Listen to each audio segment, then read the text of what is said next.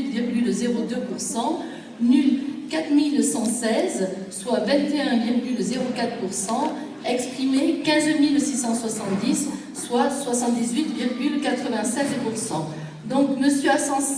François Asensi a obtenu 15 670 voix, soit 100% bien sûr.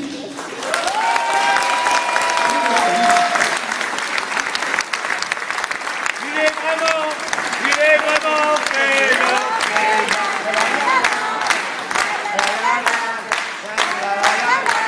Il méritait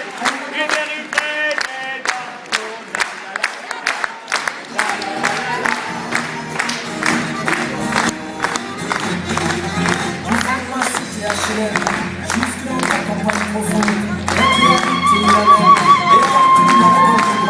dans ce monde, on n'avait pas de place, on n'avait pas la gueule de l'emploi, on n'est pas né dans un palace, on n'avait pas la série à papa. Restez, je suis pas la meilleure, paysans, on est sans papier, ils ont voulu nous diviser, Juste un petit mot avant de passer la parole à monsieur le député.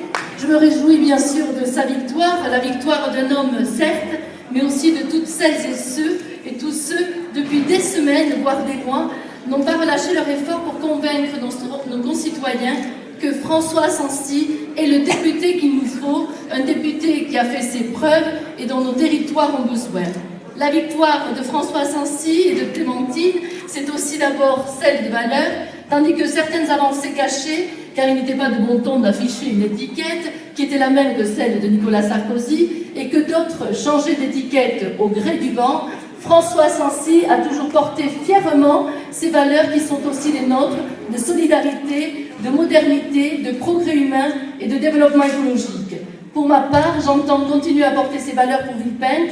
Avec François Asensi, cette victoire aux législatives nous promet encore, en particulier au sein de la communauté d'agglomération Terre de France, de belles batailles politiques, de beaux projets au service de nos concitoyens et des Villepintois en particulier. Je pense ici à l'équipement de toutes les écoles de la ville en tableau numérique interactif. Je pense aussi au développement économique avec la densification de Paris Nord 2, le centre commercial Nouvelle Génération Aéroville, à la zone d'activité internationale Aéroliance. Je pense également aux transports sur lesquels nous devrions connaître de belles avancées dès la rentrée prochaine avec notre député.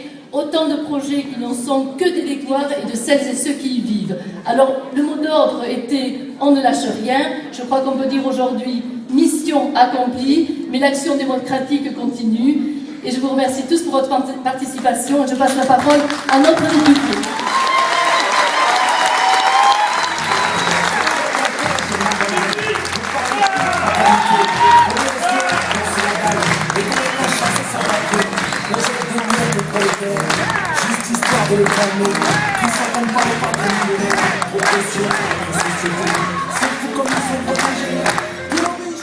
Car le Front National est un symptôme le plus inquiétant. Nos institutions sont de plus en plus un véritable étouffoir pour la démocratie. Où est la modernité dans ce système monarchique unique en Europe qui fait la part belle au bipartisme? L'élection d'une partie des députés à la proportionnelle est aujourd'hui un impératif qui ne peut être repoussé à demain. J'attends du président de la République, de cette majorité, qu'ils indiquent clairement quelles réformes démocratiques ils entendent mettre en œuvre. Il y a urgence pour tourner notre pays vers l'avenir et redonner aux Français confiance dans nos institutions. Je veux dire aussi que la France est le seul pays en Europe occidentale. Je vais donner juste quelques mots qui vont en fait enfoncer le clou de ce qu'a déjà dit François. La première chose, c'est que je suis très heureuse, je l'ai déjà dit, mais je le redis, d'avoir fait cette campagne.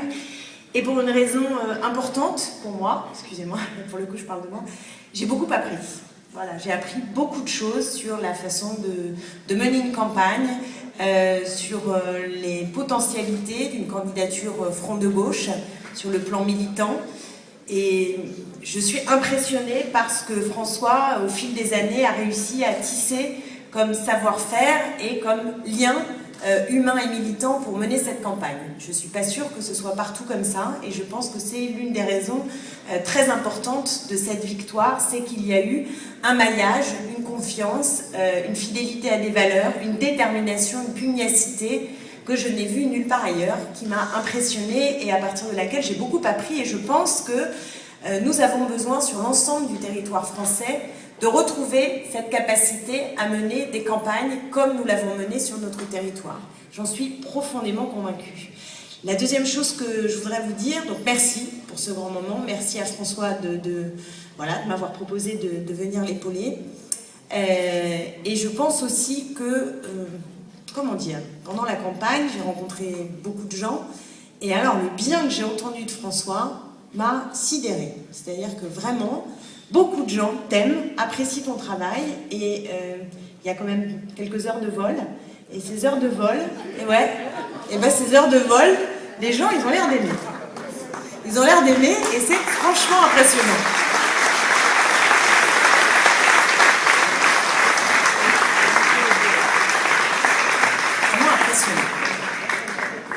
Alors, il ne l'a pas dit, mais enfin quand même, on a gagné dans un contexte, j'espère que tout le monde l'a bien en tête. Je voudrais juste vous le remettre parce qu'il est modeste, donc il n'a pas rappelé, mais enfin quand même, on était la seule circonscription de France où il y avait un accord vert PS pour dézinguer un sortant front de gauche.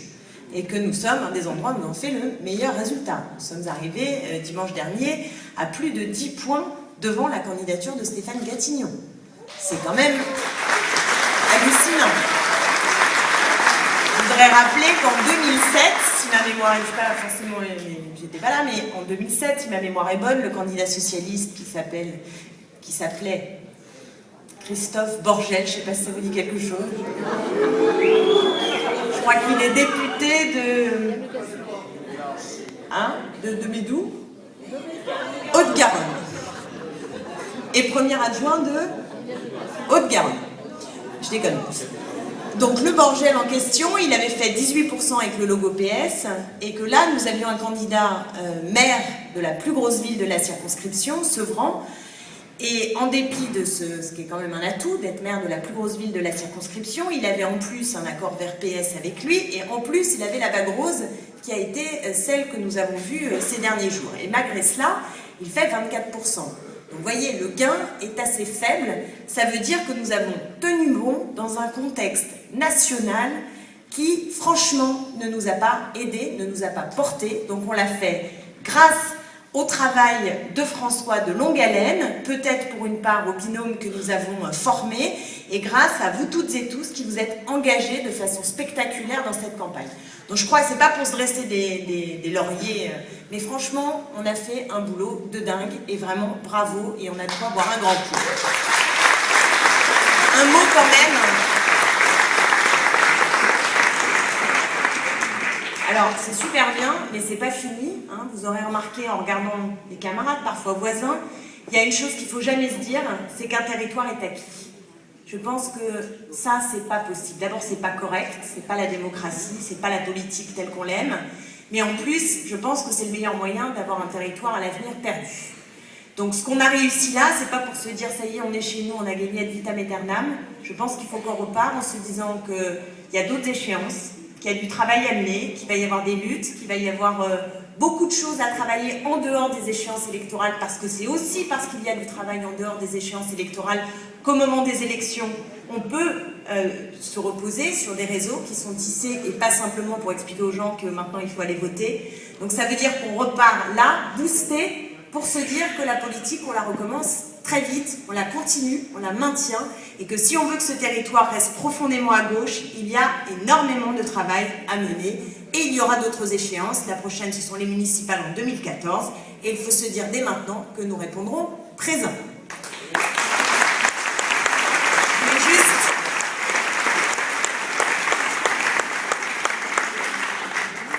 Je voulais juste dire un petit mot de politique nationale, c'est pas pour plomber la soirée, mais on a un petit coup sur le... Voilà.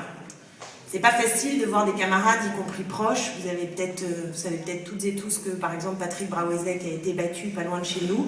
Je le dis, voilà, moi ça me met un gros coup au moral. Je pense que François, c'est une semaine, une colère. Mais il l'a dit, tu l'as dit, mais